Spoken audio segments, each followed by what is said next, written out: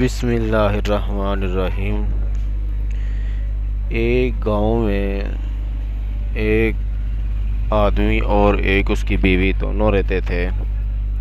آدمی کا نام بلو تھا۔ وہ ایک برتنوں والی دکان پہ وہ کام کرتا تھا۔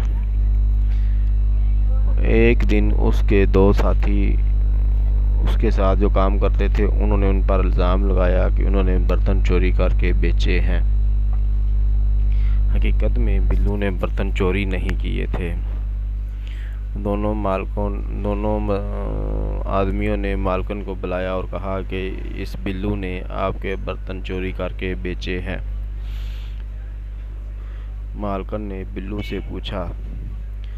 بلو نے کہا میں نے چوری نہیں کی۔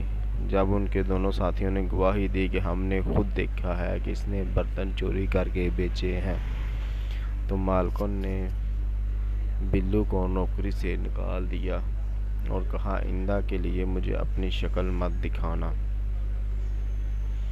بلو بہت زیادہ پریشان ہوا اور گھر میں چلا گیا۔ گھر میں جا کر اس نے اپنی بیوی کو سارا واقعہ بتایا۔ اس کی بیوی نے کہا اب تو ہم کو اس شہر میں کوئی بھی نوکری پر نہیں رکھے گا، تو ہم دوسرے گاؤں میں چلتے ہیں۔ وہ کسی دوسرے گاؤں میں چلے گئے، دور دراز، جہاں پر ان کو کوئی بھی نہیں جانتا تھا، نہ اس کا کوئی گھر تھا اور نہ کوئی کام۔ وہ گاؤں میں پہنچے تو انہوں نے سب سے پہلے ایک مندر میں گئے اور مندر میں جا کر انہوں نے مندر سے باہر نکلتے ہوئے دیکھا کہ ایک شیشہ پڑا ہے مندر میں۔